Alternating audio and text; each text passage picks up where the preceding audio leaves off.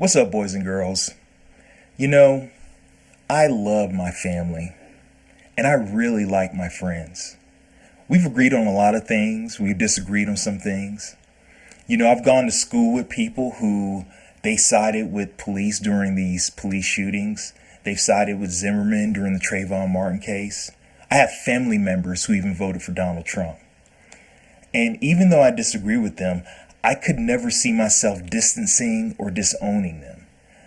I am very troubled lately with really the state of community, the state of family, the state of us with each other, where there's just been this drastic distancing of family and friends just because of a disagreement. I think the election of Donald Trump broke people's brains. Specifically, it broke the brains of the people who were in the media, because I think everything leading up to Donald Trump being elected, there was just this kind of expectation that voters would turn out, voters would vote for the right side, and everything would go back to normal. When Donald Trump got elected, it seemed like there was just a very like cold water being thrown in the faces of a lot of people.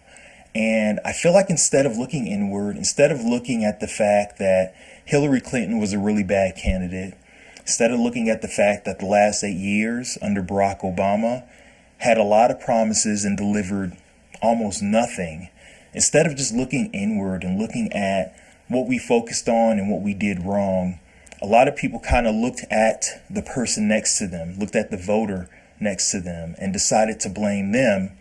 And not only blame them, but also kind of box them into a singular category. If you voted for Trump, you are a white supremacist, you are a racist, you are a misogynist, all of the bad things and bad qualities that we associate with bad people. So I guess it makes it a little bit easier for people to accept that if their family members voted for Donald Trump, it made it easier for them to say, I'm going to separate or distance myself from them. And I just think that is just fundamentally wrong. Number one, you just have to look at it like this. These are people that you grew up with. These are people in many cases that have known you your entire life. These are people who are invested in you, your family, your friends. No one knows you better than the people that you grew up with. No one knows you better than your family members. And to take away your relationship with them over a politician, over an issue, over, another person's opinion that you agree with and they disagree with is just very on the surface. It's meaningless in the long run because Donald Trump isn't willing to die for anybody. Joe Biden isn't willing to die for anybody. That is not his family and friends. Donald Trump's not going to die for you. Neither is Joe Biden. Neither is Bernie Sanders. Really, when it comes down to it, the people who you should rely on the most are the people who you know the most, who you know the best. And that's going to be your family. That's going to be your friends. Those are going to be the people that you grew up with, who have seen the worst in you, who have seen you fall from grace, and they still care about you. They still love you, even if they disagree with you, even if they disagree with your lifestyle, if they disagree with your choices, if they have a problem with your sexual orientation or your faith or anything like that, they are still your family. They are still the most important individual or individuals in your life. Even after Donald Trump was elected, and even after I saw a lot of these online personalities telling me to distance myself from family, I didn't do it. I didn't shy away from talking about very serious issues. Me and my mother got into a lot of very heated conversations about politics, about who was running the country and why they're doing such a bad job or a good job. I myself began to consume media that was a little bit different from what I was originally consuming. I was primarily consuming what I thought was independent media, with pretty much a mainstream narrative.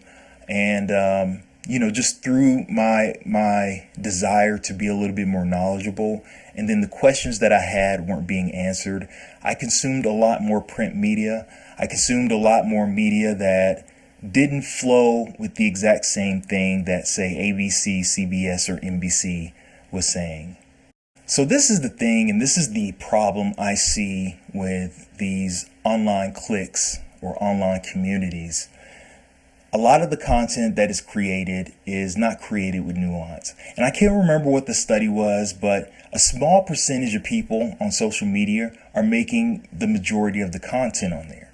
So you have a culture or a lifestyle or a group of individuals who live their life behind a keyboard or behind their phone. They're creating this content without nuance. And you believe that is a good substitute for your actual family, your actual friends, your actual flesh and blood.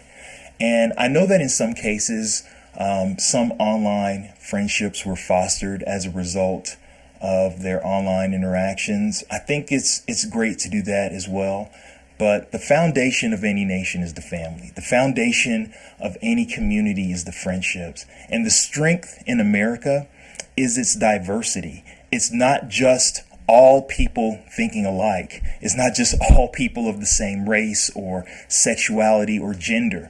It has to be a team effort. We all play our roles. It's a different role. So, I guess in conclusion, I see it, I hear it a lot. I just completely disagree with it.